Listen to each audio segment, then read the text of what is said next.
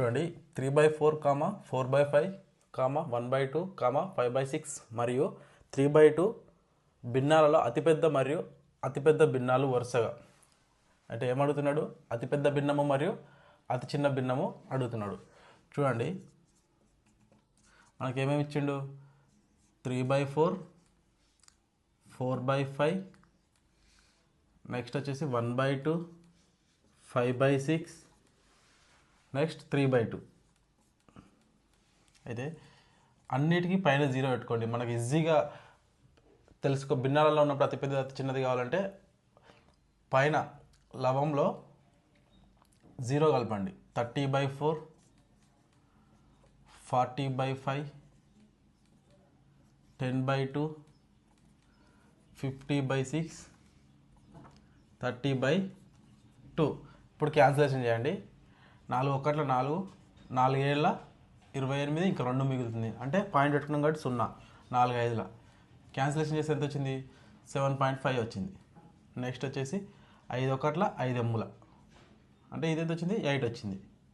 Next 2 5 10, 2 1 2 5, ఇది 5 వచ్చింది.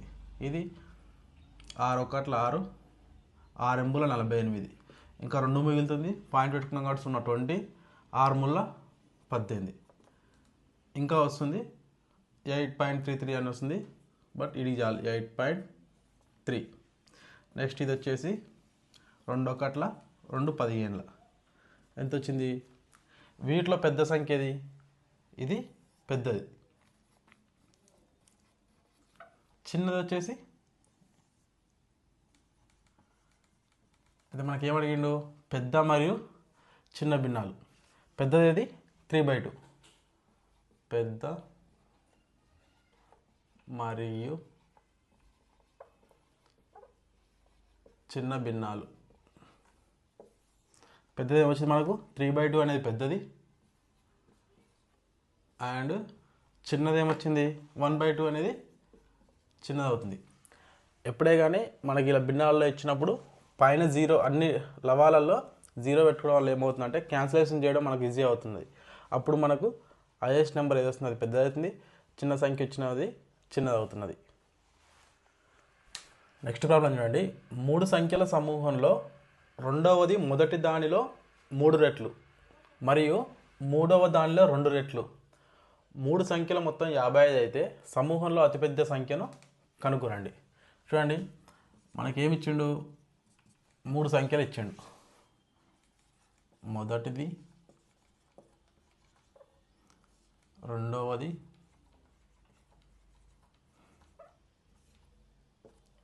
మూడవది, ఇలా 3 సంఖ్యలు ఇచ్చిండు. అయితే ఏమంటున్నాడు? రెండవదంట ఈ రెండవ సంఖ్య అనేది మొదటి దానిలో 3 రెట్లు అంట. సపోజ్ మొదటిది 1 అయితే ఇది 3 రెట్లు అవుతుంది. మరియు మూడవ దానిలో 2 రెట్లు అంట. మూడవ దానిలో 2 రెట్లు అంటే దీనికి డబల్ అంటే మూడవ దానికి రెండవది డబల్ అంటే ఇందులో 1% ఒక పార్ట్ ఏమవుతుంది? డబల్ అంటే 2 పార్ట్లకు 3 అయితే ఒక పార్ట్కి ఏమవుతుంది? 1.5 అవుతుంది. 1.5 అవుతుంది. ఇట్లా పాయింట్లలో లేకుండా దీన్ని డబల్ చేసుకుంటే అయిపోతుంది కదా. దీన్ని 2గా తీసుకొని, దీన్ని 6గా తీసుకొని, దీన్ని 3గా తీసుకుంటే అయిపోతుంది కదా. అంటే మొదటి దానికి 3 రెట్లు అన్నాడు. ఇది 2, 2 1 2 3, అంటే ఇది 3 రెట్లు అయిందిగా. మళ్ళీ ఏమన్నాడు? మూడవ దానిలో 2 రెట్లు, 3 1 3 2, 2 రెట్లు వచ్చింది కదా. అంటే మొదటిది 2, రెండవది 6, మూడవది 3. అయితే ఏమంటున్నాడు? 3 సంఖ్యల మొత్తం అంట 3 సంఖ్యల మొత్తం 55 అంట. 3 సంఖ్యల మొత్తం 55. ఈ 3 కలిసి ఎన్ని పార్ట్స్? 2 6 8, 8 3 11. 11 పార్ట్స్కి ఎంత? 55. అయితే మనకేమడిగిండు? సమూహంలో అతిపెద్ద సంఖ్యను అడిగిండు. ఇప్పుడు ఈ టోటల్ పార్ట్స్ 55 అయితే సమూహంలో అతిపెద్ద సంఖ్య ఏంది? అతిపెద్ద వాల్యూ ఎక్కడ వచ్చింది? ఇక్కడ 6 కదా. 6 పార్ట్స్ ఎంత? క్రాస్ మల్టిప్లై చేస్తే 6 × 55 బై 11. 11 1 జా 11 5 జా ఏం మిగిలింది 6 ఇంటూ 5 ఈజ్ ఈక్వల్ టు 30. సమూహంలో అతిపెద్ద సంఖ్య ఏంటి 30. ఇలా కాకుండా 2 రెట్లు 3 రెట్లు అన్నాడు కదా, రెండవ సంఖ్య అనేది మొదటి దానికి 3 రెట్లు, మూడవ దానికి 2 రెట్లు అన్నాడు కదా. 3 2 కాసాగా ఏమవుతుంది 6. ఆప్షన్స్లో 6 తోటి పోయేది, డైరెక్ట్ ఆన్సర్ కూడా అలా కూడా పెట్టవచ్చు. నెక్స్ట్ ప్రాబ్లం చూడండి. నలుగురు పురుషులు మరియు 6 మహిళలు ఒక పనిని 8 రోజుల్లో చేయగలరు. అయితే 3 పురుషులు మరియు 7 మహిళలు 10 రోజుల్లో పూర్తి చేయగలరు. 25 మంది మహిళలు ఎన్ని రోజుల్లో పూర్తి చేస్తారు అంటున్నాడు. చూడండి, ఈ ప్రాబ్లంని 2 మెథడ్లో చేద్దాము. మీకు ఏది ఈజీ అనిపిస్తే అది చేసుకోండి. ఫస్ట్ మనకి ఏం కావాలి, పురుషులది మహిళల యొక్క వాళ్ళ యొక్క సామర్థ్యాల నిష్పత్తి కావాలి. పురుషులది ఎంత మహిళలది ఎంత అనేది. చూడండి, ఫస్ట్ ఏమంటున్నాడు, మంది రోజులు. ఎప్పుడైనా మారోగం అని చెప్పాను కదా, మంది రోజులు గంటలు. మంది ఏమి ఇచ్చిండు 4. ఫస్ట్ ఏమంటున్నాడు 4 పురుషులు. పురుషులు అంటే మెన్స్ కదా, 4 మెన్స్ ప్లస్ మహిళలు 6 ఉమెన్స్. ఎన్ని రోజుల్లో అంటే 8 రోజుల్లో ఇంటూ 8 రోజుల్లో వేస్తారంట. అదే పనిని 3 పురుషులు ప్లస్ 7 మహిళలు ఎన్ని రోజుల్లో చేస్తారంట 10 రోజుల్లో చేస్తారంట.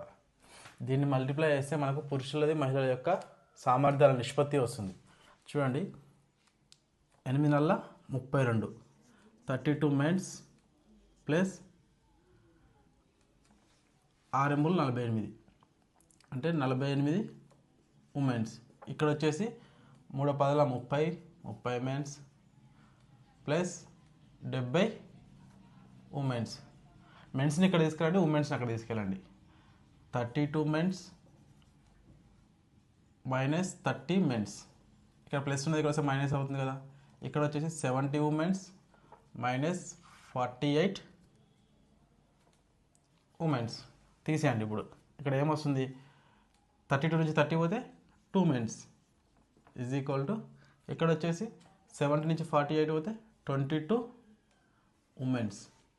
ఏమైనా క్యాన్సిలేషన్ అవుతాయా, 2 1 2 11. అంటే ఇక్కడ ఉమెన్స్ అనేది ఇంటూ చేస్తుంది కదా, ఇక్కడ వస్తే బై చేస్తుంది కదా, ఇవన్నీ ఇక్కడ పోతే బై అవుతుంది. Men's by women's is equal to 11/2. ఇవి సామర్థ్యాలు, ఇవి సామర్థ్యాలు.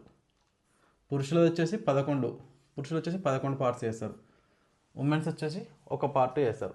మనకి ఇప్పుడు మొత్తం పని కావాలి, మొత్తం పని. ఇప్పుడు మొత్తం పని ఎలా తెలుసుకోవాలి, మీరు ఇందులోనన్నా సబ్స్టిట్యూట్ చేసుకోండి, ఇలా సామర్థ్యాలను ఫస్ట్ దాంట్లోనే సబ్స్టిట్యూట్ చేసుకోండి. ఎందులో సబ్స్టిట్యూట్ చేసుకున్నా కానీ మనకి టోటల్ వర్క్ వస్తున్నది. టోటల్ వర్క్ ఎంత, 4 మెన్స్ అంటే 4 × 11 మరియు ప్లస్ ఇదెంత 6 మహిళలు అంటే 6 × 1. ఉమెన్స్ వచ్చేసి 1 కదా, ఇంటూ 8 ఎంత అవుతుంది, 4 11 44 ప్లస్ 6 1 6 ఎంత 44 ప్లస్ 6 ఎంత 50. 50 × 8 ఎంత అవుతుంది, 8 5 40 0. టోటల్ వర్క్ వచ్చేసి 400 పార్ట్స్ అనుకోండి. టోటల్ వర్క్ వచ్చేసి 400 పార్ట్స్. అయితే ఏమన్నాడు, 25 మంది మహిళలు టోటల్ వర్క్ని ఎన్ని రోజుల్లో చేస్తారని అడుగుతున్నాడు. 25 మంది మహిళలు. ఇప్పుడు 25 మంది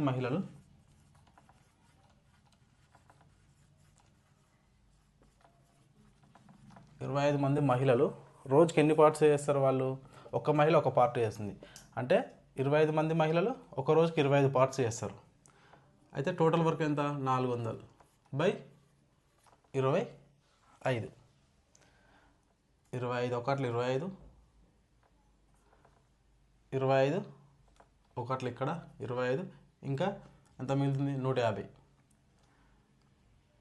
ఇక్కడ 15 మిగులుతుంది, ఇక్కడ 0 కాబట్టి 150. 25 6 అంటే 16 రోజులు. 25 మంది మహిళలు పనిని ఎన్ని రోజుల్లో పూర్తి చేస్తారు? 16 రోజుల్లో పూర్తి చేస్తారు. ఇక్కడ 25 మంది మహిళలు అంటే వాళ్ళు చేసేది వాళ్ళ సామర్థ్యాలు ఎంత? 1 కదా, 25 × 1 25, కాబట్టి 400/25 వేసుకుంటే మనకి 25 మంది మహిళలు ఎన్ని రోజుల్లో చేస్తారు? 16 రోజుల్లో వర్క్ అనేది కంప్లీట్ చేస్తారు. చూడండి, ఇదే ప్రాబ్లమ్ని వేరే మెథడ్లో చేద్దాం. మనకేమి ఇచ్చాడు? 4 మెన్స్, 4 పురుషులు మరియు 6 ఉమెన్స్ మహిళలు 8 రోజుల్లో చేస్తారంట. నెక్స్ట్ 3 పురుషులు, 3 మెన్స్ ప్లస్ 7 ఉమెన్స్ ఎన్ని డేస్లో వేస్తారంట? 10 డేస్లో వేస్తారంట. ఇది మెన్స్కి సంబంధించింది, ఇది ఉమెన్స్కి సంబంధించింది, ఇవి డేస్. ఇప్పుడు మనం ఏం కనుక్కోవాలి? మెన్స్ ఉమెన్స్ యొక్క సామర్థ్యాలు కనుక్కోవాలి. చూడండి, ఇక్కడ మెన్స్, ఇది ఉమెన్స్, వాళ్ళ సామర్థ్యాల నిష్పత్తి కనుక్కోవాలి. ఏం చేయండి? మెన్స్ని డేస్ తోటి ఇంటూ చేయండి. అప్పుడు మనకు రోజులు ఎన్ని రోజుల్లో కంప్లీట్ చేస్తారు అనేది వస్తుంది. చూడండి, 4 ఎంబుల మెన్స్ని డేస్ని ఇంటూ చేయండి. 4 ఎంబుల 32 ఈస్టు మెన్స్ని మెన్స్ కిందనే రాయండి. ఉమెన్స్ 6 ఎంబుల 48. సేమ్ ఇది కూడా మెన్స్ది 3 పదుల 30, 7 పదుల 70. తీసేయండి, తీసేసి ఏమొస్తుంది? 2:40 నుంచి 70 పోతే 22, 2 ఒకట్ల 2 11, 1:11 కదా. అవి ఏమవుతుంది మనకు? మనం మెన్స్ని ఉమెన్స్ని డేస్ తోటి ఇంటూ చేసినాం. డేస్ తోటి ఇంటూ చేసినామంటే మనకేమొస్తుంది? రోజులు వస్తుంది. ఈ 1:11 అనేది ఏంటి? రోజులు. ఎప్పుడే కానీ రోజులు సామర్థ్యాలకు విలోమానుపాతంలో ఉంటాయి. సామర్థ్యాలు ఏమవుతాయి అప్పుడు? సామర్థ్యాలు వచ్చేసి 11:1 అవుతుంది. ఈ 11 అనేది మెన్స్ యొక్క సామర్థ్యం, 1 అనేది ఉమెన్స్ యొక్క సామర్థ్యం. అయితే ఇప్పుడు మనకు టోటల్ పని కావాలి. టోటల్ పని కావాలంటే డైరెక్ట్ ఏంటి? ఈ సామర్థ్యాలను దీనితో లేదా దీనితో ఇంటూ చేయండి. వచ్చిన సామర్థ్యాలను పైన ఈ రెండింటితోటన్నా ఈ రెండింటితోటన్నా దేనితోటి ఇంటూ చేసినా మనకు టోటల్ వర్క్ వస్తుంది. టోటల్ వర్క్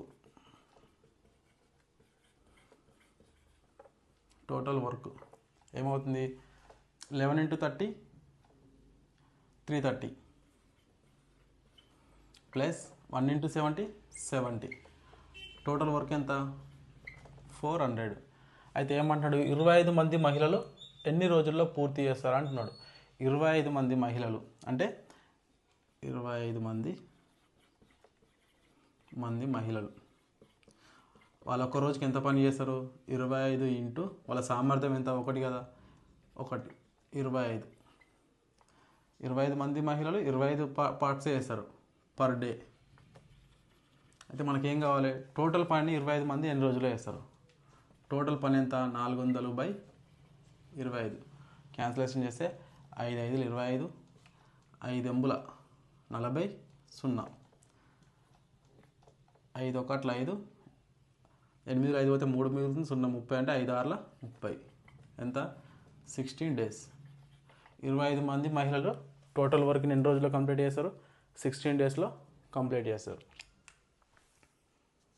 నెక్స్ట్ ప్రాబ్లం చూడండి. ఒక పంచదార మిశ్రమాన్ని కిలో 35.2కు విక్రయించడం ద్వారా 10% లాభం పొందడం కొరకు కిలో 38 మరియు 30 ఉన్న పంచదారను ఏ నిష్పత్తిలో కలపాలి?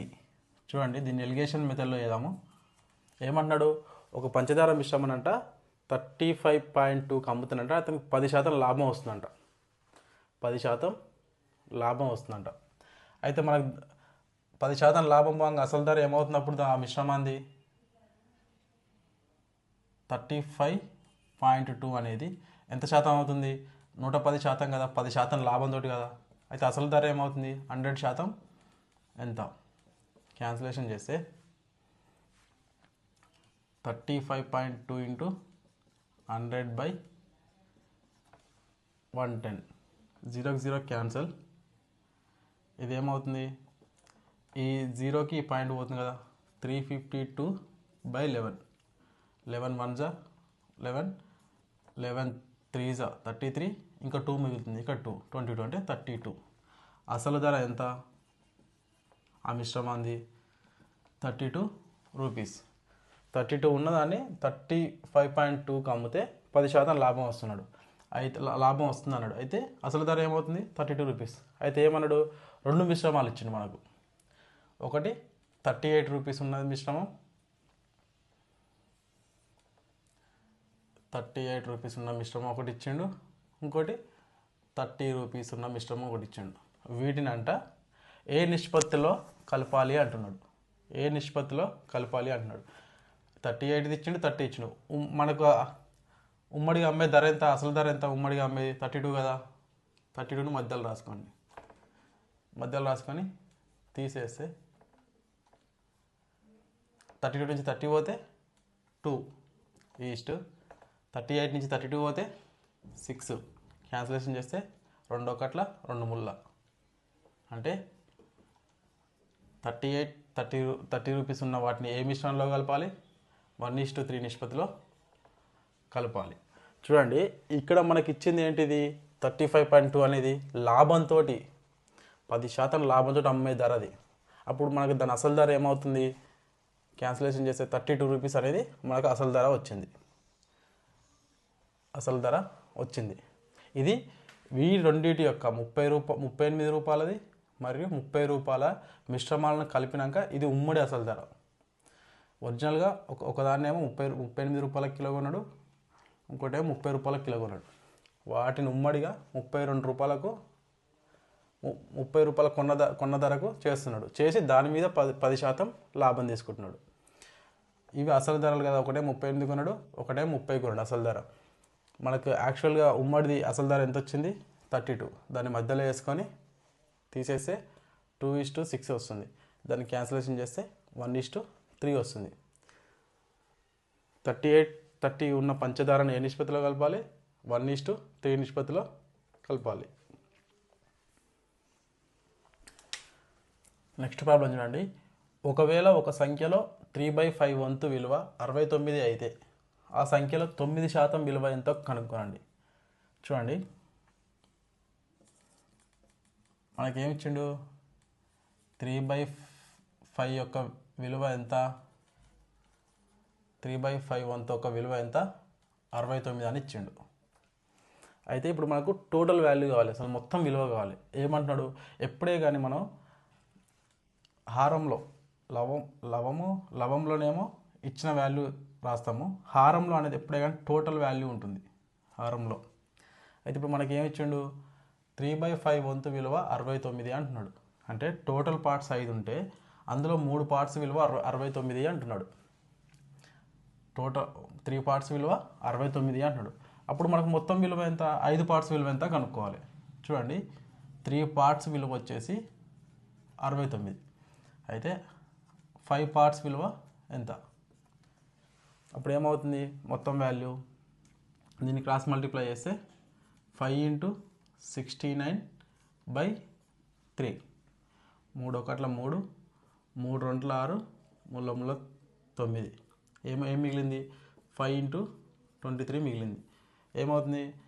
5 20 100, 5 3 15 అంటే 115.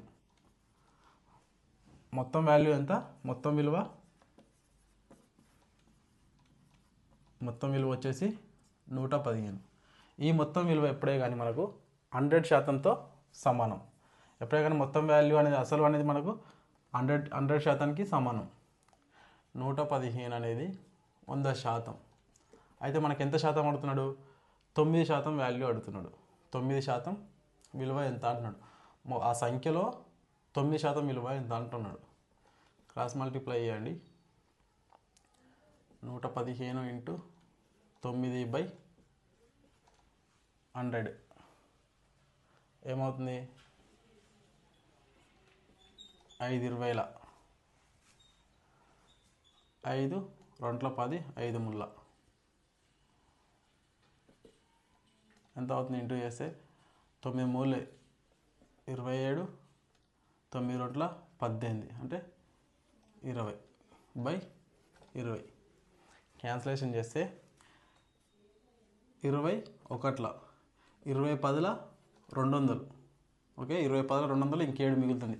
పాయింట్ పెట్టుకున్నాం కాబట్టి 0, 7 0 అంటే 70, 23ల 60, 23ల 60, ఇంకెంత మిగులుతుంది? 70 నుంచి 60 పోతే 10 మిగులుతుంది. 10 అంటే 0 పెట్టుకుంటే 100 అవుతుంది.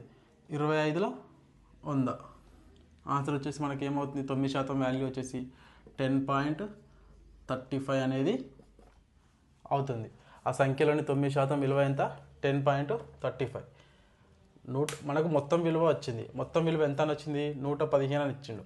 చూడండి, ఫస్ట్ మనకి ఏమి ఇచ్చిండు? 3/5 వంతు విలువ 69 అన్నాడు. అంటే 3 పార్ట్స్ విలువ 69. మనకు మొత్తం వాల్యూ కావాలంటే 5 పార్ట్స్లో విలువ కనుక్కోవాలి. 5 పార్ట్స్ విలువ కనుక్కుంటే మనకి ఎంత వచ్చింది? 115 వచ్చింది.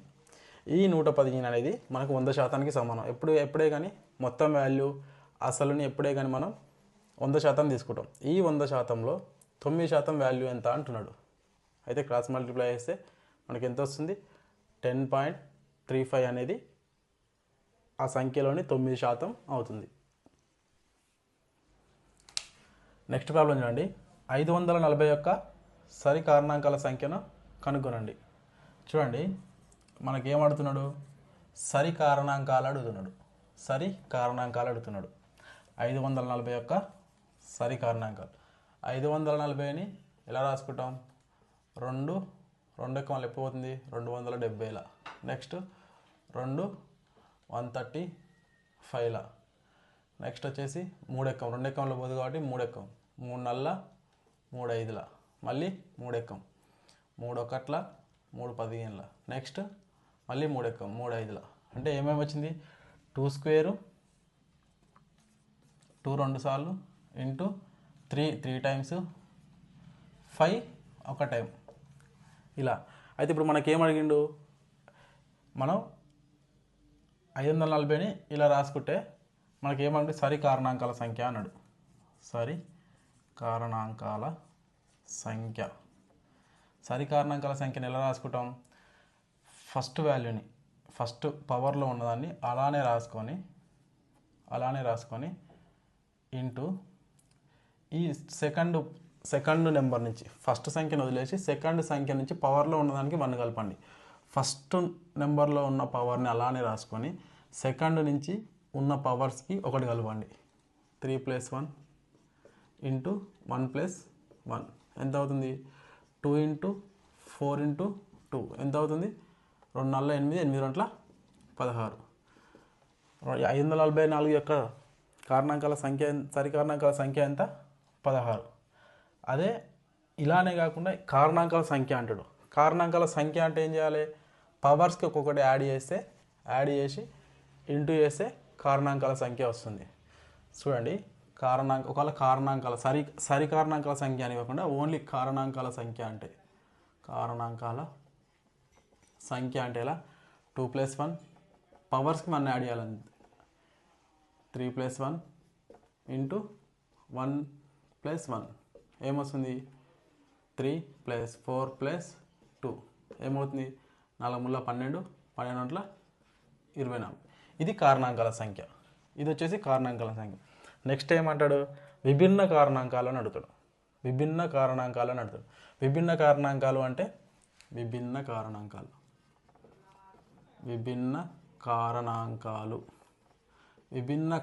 అంటే మనకి ఏమేమి ఉన్నాయి? 2 స్క్వేర్ ఇంటూ 3 క్యూబ్ ఇంటూ 5^1. విభిన్న కారణాంకాలు అంటే బేసెస్లో ఏమేమి ఉన్నాయి? 1 2 3 డిఫరెన్స్ ఉన్నాయిగా. అప్పుడు విభిన్న కారణాంకాలు ఏమవుతున్నాయి? 3 అవుతుంది. విభిన్న కారణాంకాలు వచ్చేసి 3. ఇంకా నెక్స్ట్ వచ్చేసి సరి కారణాంకాల సంఖ్య, బేసి కారణాంకాల సంఖ్య అని అడుగుతాడు. నెక్స్ట్ ఏమడుగుతాడు?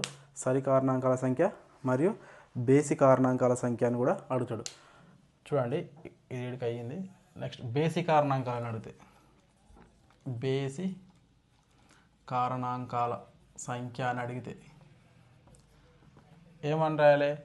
ఇచ్చిన దాంట్లో ఫస్ట్ దాన్ని వదిలేసేయండి. ఫస్ట్లో ఉన్నదాన్ని పవర్స్ని వదిలేసి నెక్స్ట్ నుంచి ఉన్న పవర్స్కి 1 యాడ్ చేయండి. 3 + 1 ఇంటూ 1 + 1. ఫస్ట్ దాన్ని వదిలేసి మిగిలిన వచ్చిన దాంట్లకు పవర్స్కి 1 కలపండి. ఏమవుతుంది? 4 × 2 = 8.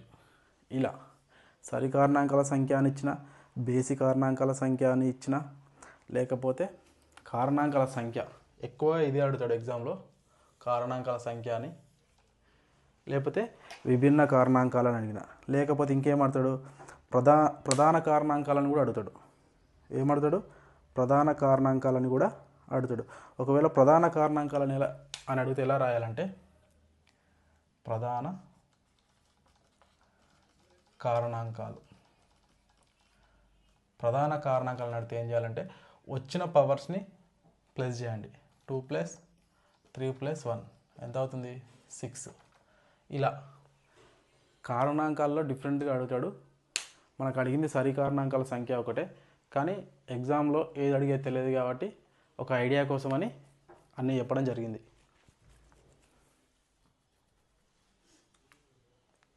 నెక్స్ట్ ప్రాబ్లం చూడండి. 30% మరియు 40% రెండు రాయితీల తర్వాత గుర్తించబడిన ధర 1200 ఉన్న వస్తువును విక్రయించినట్లయితే ఆ వస్తువు యొక్క విక్రయ ధర కనుగొనండి.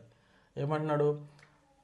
గుర్తించబడిన ధర 1200 ఉంటే దాని మీద 30% మరియు 40% రెండు డిస్కౌంట్లు ఇచ్చిన తర్వాత వస్తువు యొక్క అమ్మకపు ధరను కనుక్కోమంటున్నాడు.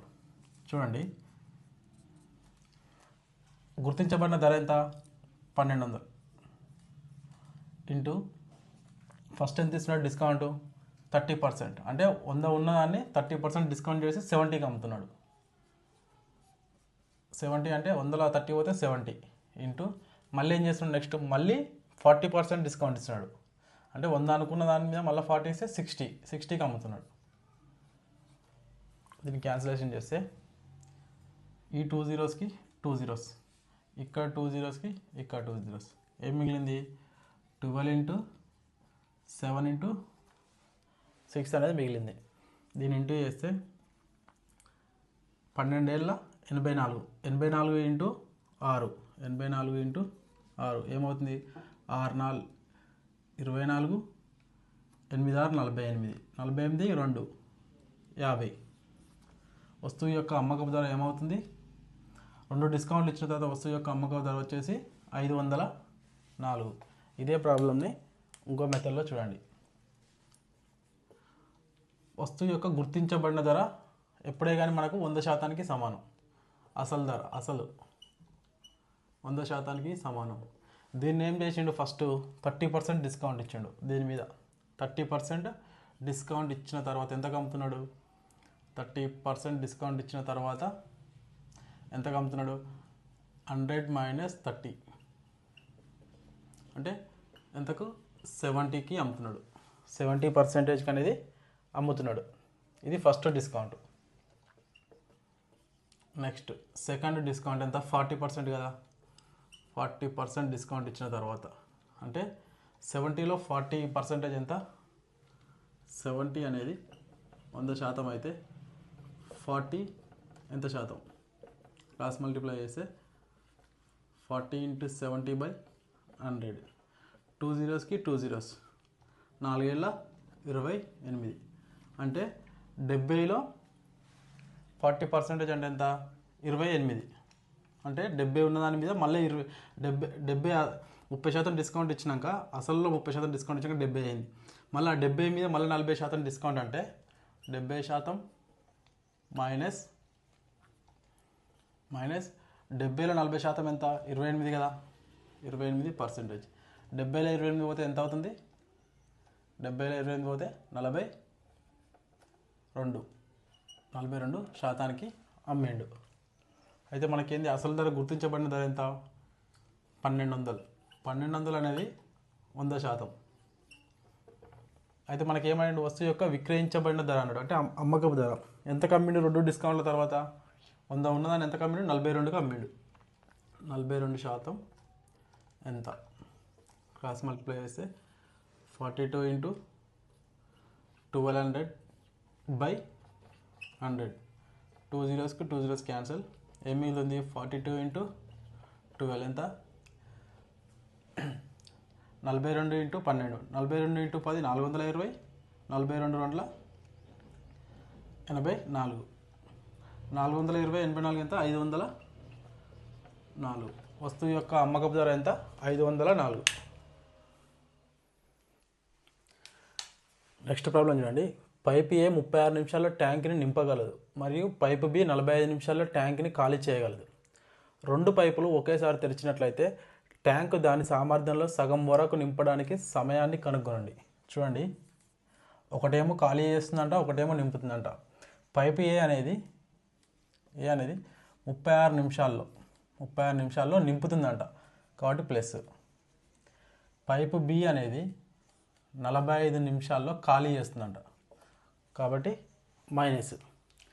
చూడండి, మనకు టోటల్ ట్యాంక్ సామర్థ్యం ఎంతనో కనుక్కోవాలి. వీటి యొక్క కాసాగు ఏమవుతుంది? 3645 యొక్క కాసాగు వచ్చేసి 180 అవుతుంది. 180 కాసాగు. ఇది ట్యాంక్ యొక్క టోటల్ సామర్థ్యం. టోటల్ ట్యాంక్ సామర్థ్యం 180 పార్ట్స్ అనేది ట్యాంక్ యొక్క టోటల్ సామర్థ్యం. అయితే ఈ 180 ఈ 36లో ఎన్ని టైమ్స్ అవుతుంది? 5 టైమ్స్. 45లో 180 ఎన్ని టైమ్స్ అవుతుంది? 4 టైమ్స్. అంటే ట్యాంక్ వచ్చేసి ఏ పైప్ వచ్చేసి ట్యాంక్ని 5 బకెట్, ఇందులో 5 పార్ట్స్ పోస్తే బి బకెట్ అనేది బి పైప్ అనేది 4 బకెట్లు తీసేస్తుంది. ఇది 5 పార్ట్స్ పోస్తున్నది, ఇది 4 పార్ట్స్ తీసేస్తున్నది. ఒకటే టైంలో కదా రెండు ఓపెన్ చేసినాయి అంటే ఒకటి పోస్తుంది, ఒకటి తీసేస్తుంది. మనకి ఎక్స్ట్రా ఎంత మిగులుతుంది? ఒక బకెట్ అనేది అందులో పడుతుంది. ఇది 5 బకెట్లు అందులో వస్తే ఇది ఒకటే బకెట్ ఉంచుతుంది, 4 బకెట్లు తీసేస్తుంది. ఏ ఏమో 5 బకెట్లు పోస్తుంది, బి ఏమో 4 బకెట్లు తీస్తుంది. ఈ 5లోకి వెళ్ళి 4 పోతే ఒక బకెట్ మిగులుతుంది. మనకి టోటల్ ఎంత ఉంది? 180 బకెట్స్లో నిండుతుంది అనుకుంటే మనకు నిమిషానికి ఎంత పడుతుంది? 1 నిమిషానికి 1 బకెటే పడుతుంది. మనకు అడిగింది ఏమడిగిందో, ట్యాంక్ దాన్ని సగం వరకు నింపడానికి ఎంత సమయం పడుతుంది. సగం అంటే ఈ 180లో సగం ఎంత? 90 పార్ట్సే కదా, 90 పార్ట్స్. అయితే నిమిషానికి ఎంత పడుతున్నది మనకు? నిమిషానికి వచ్చేసి ఇది 5 బకెట్లు పోస్తే ఇది 4 బకెట్లు ఇస్తుందంటే నిమిషానికి 1 బకెటే అందులో పడుతుంది. నిమిషానికి 1 బకెట్ పడితే 90 పార్ట్స్ నింపడానికి ఎంత పడుతుంది? 90/1 ఎంత? 90 మినిట్స్. 90 మినిట్స్. దీన్ని అవర్స్లో ఎలా చెప్తాం? 1.5 అవర్స్. 1.5 గంటల్లో ట్యాంక్ అనేది నింపుతుంది. చూడండి, ఏ అనేది 5 బకెట్లు వస్తుంది, బి అనేది 4 బకెట్లు ఇస్తుంది. అంటే 1 నిమిషానికి ఒకటే బకెట్ పడుతున్నది. మనకు ప్రాబ్లంలో ఏమైనా ట్యాంక్ దాని సగం సామర్థ్యం నింపడానికి ఎంత సమయం అన్నాడు. ట్యాంక్ టోటల్ సామర్థ్యం వచ్చేసి 180 బకెట్స్. మనకు కావాల్సింది 90 బకెట్స్ నింపడానికి సమయం అడిగాడు. అంటే నిమిషానికి 1 బకెట్ పడుతుంది. వీడు 5 పోస్తే వీడు 4 తీసేస్తున్నాడు, అంటే 1 బకెట్ పడుతుంది. 90 బకెట్లు నింపడానికే 90 నిమిషాలు అనేది పడుతుంది. అది గంటల్లో రాసే 1.5 అవర్స్. నెక్స్ట్ ప్రాబ్లం చూడండి. ఒక డబ్బాలో 80 లీటర్ల పాలు ఉంటాయి, అందులో 25% అశుద్ధమని తేలింది. డబ్బాలో ఎంత స్వచ్ఛమైన పాలను చేర్చితే తద్వారా అశుద్ధత అనేది 10% వస్తుంది. చూడండి, ఒక డబ్బాలో ఎన్ని పాలు ఉన్నాయంట? 80 లీటర్లు ఉన్నాయంట.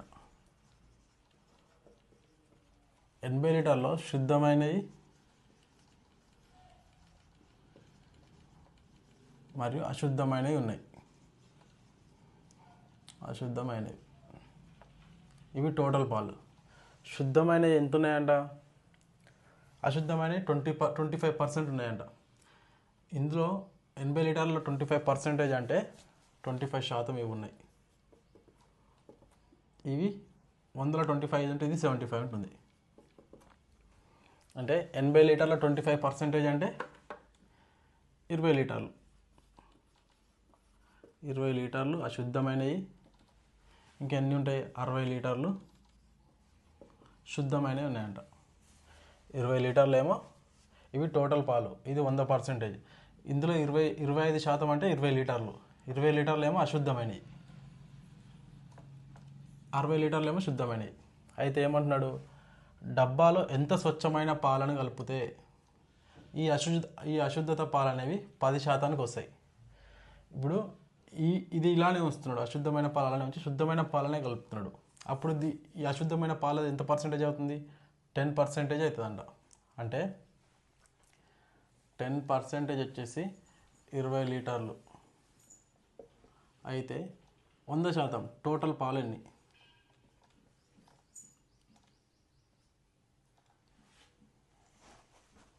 టోటల్ పాలు కాకపోయినా ఇది 10% ఉందంటే ఇది 90% కదా.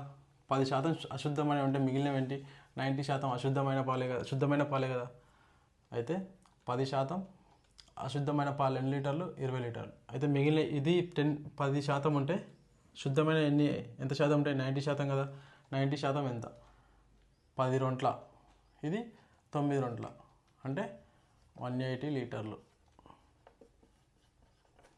180 లీటర్లు. శుద్ధమైన ఎన్ని లీటర్లు? శుద్ధమైనవి 180 లీటర్లు. అయితే మనకి ఎన్ని లీటర్లు ఉన్నాయి ఇక్కడ? 60 లీటర్స్ ఉన్నాయి. 60 లీటర్స్ ఉంటే ఇంకా ఈ 180 రావాలంటే మనం ఎన్ని లీటర్లు కలపాలి? 120 లీటర్స్ అనేవి కలపాలి. 120 లీటర్ల శుద్ధమైనవి కలపాలి.